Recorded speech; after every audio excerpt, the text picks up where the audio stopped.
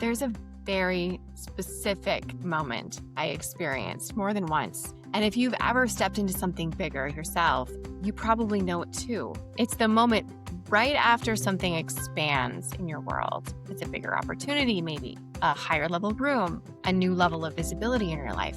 And instead of feeling confident, you feel this quiet wave of doubt. It's not loud always, it's not dramatic. It's just a thought that slips in, something like, am I actually ready for this? And if you're not careful, that thought can spiral. Do I really belong here? What if they realize I don't know enough? What if I can't sustain this? And we've been taught to label that as imposter syndrome. Like it's something broken that simply needs to be fixed. But what if it's not? What if it's actually much more intelligent than that? Welcome to the Inspired Podcast. I'm Andrea De La Cerda, CEO, entrepreneur, and someone who has had to learn over and over again how to trust myself in rooms that I once thought I didn't belong in. This podcast is about breaking out of the patterns that keep us small and stepping into leadership, visibility, and economic power in a way that is actually sustainable. And today we're talking about something almost every high-achieving woman experiences, but very few understand at a deeper level: imposter syndrome. But we're not going to talk about how do we get over it. We're going to talk about actually how to understand it, and so it stops controlling you. Here's what I've learned over many iterations of business growth over the years. Imposter syndrome doesn't show up when you're stagnant, not at all. In fact, it actually shows up when you're expanding. There's research from Harvard Business School showing that over 70% of professionals report experiencing imposter syndrome at some point in their careers, and is especially prevalent among high achievers and individuals stepping into new roles, which tells us something very important. It isn't a lack of capability. It's a response to growth. Because when you step into something new, your brain is just trying to reconcile two things at the very same time: who you've been and who you're becoming.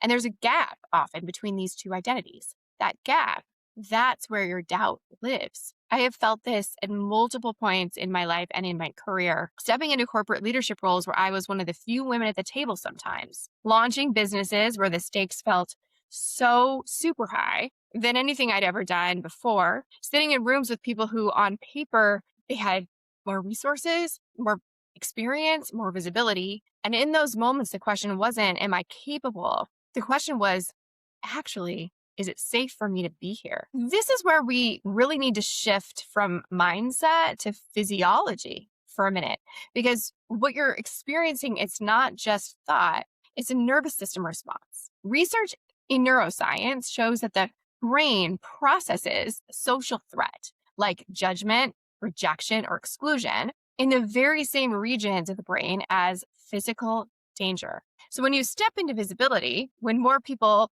can see you, they can evaluate you, judge you, form opinions about you, your nervous system doesn't say, this is so exciting. It says, this might not be safe, especially for women. Because historically, visibility has not always been rewarded.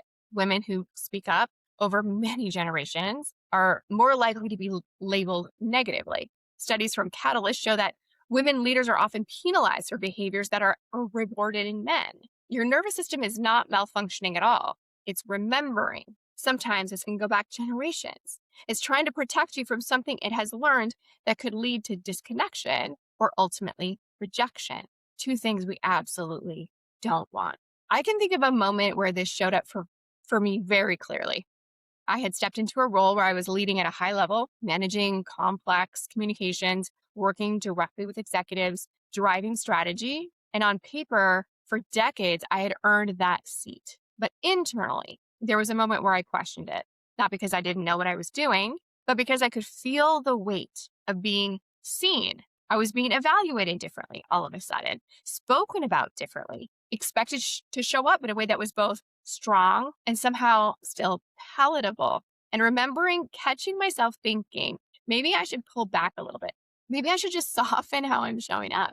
And that's when I recognized what was happening, because it wasn't incompetence at all.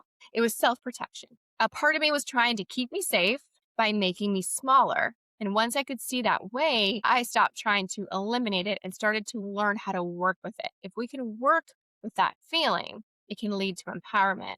And now that's where it gets really important, because not all internal signals are the same. One of the most powerful skills you can build is learning to distinguish between fear and intuition. Fear is usually loud, it's urgent, future focused. What if this goes wrong? What if they judge me? What if I fail? It pulls you out of the present moment into the future. But intuition, on the other hand, it's quieter, it's grounded, it's clear. It doesn't spiral at all, but signals instead. In that business partner moment that I have shared before, my intuition was steady. It didn't need to convince me. I already knew. But fear was trying to get me to override that, knowing that I needed to somehow avoid the discomfort.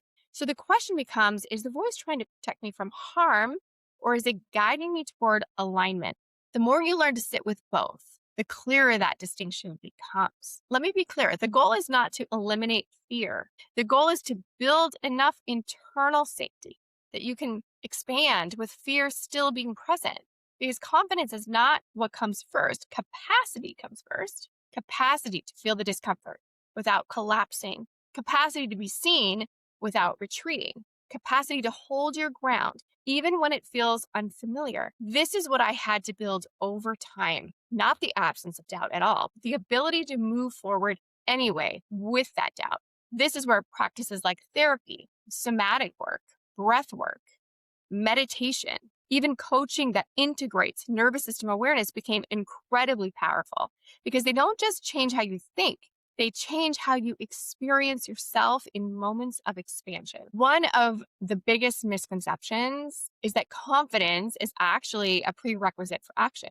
It's not. Confidence is a byproduct of the evidence, and evidence comes from movement. So if you're just waiting to feel ready, certain, fully confident, you'll stay in the same place. The shift is this: you move first while also honoring the part of you that feels uncertain. Don't override it. Don't shame it. Don't try to eliminate it. Acknowledge it and keep going anyway. If you've been experiencing a doubt, especially as you step into something bigger, as you're expanding, I really want you to hear this. There's nothing wrong with you. You're not behind. You're not unqualified. You're not an imposter at all. You're expanding. And the part of you that feels uncertain, it's not your enemy. It's a protective response that just hasn't caught up with who you're becoming. Instead of trying to silence it, just learn to stand alongside it, because the next level of your life doesn't require you to eliminate fear. It requires you to trust yourself and you're in its presence of fear. Your action step this week: notice one moment where doubt is showing up. Instead of pushing it away, just ask yourself, what is this trying to protect me from? Then you can decide, and consciously, what you want to do next. And if this episode resonated with you at all, please send me a message on Instagram at AndreaDLC_coach. I want to hear where you're expanding, even with that doubt present, because as we know, that is where your real growth happens. I'm so proud for you, so excited for your growth. Please share with me where you're at so we can collaborate together. Wishing you all the best this week. Until next time, take care. Thanks for joining me on today's episode. If you'd like to explore what your life could look like when your business and life are aligned with what you're really meant to do, get a business audit. I'll personally review your business, look at your social accounts, and give you some precise direction on what's working and how to create even more impact and income. Simply go to AndreaDelacerda.com, navigate to work with me, and select the business audit. Again, that's AndreaDelacerda.com. Work with me, and then select the business audit.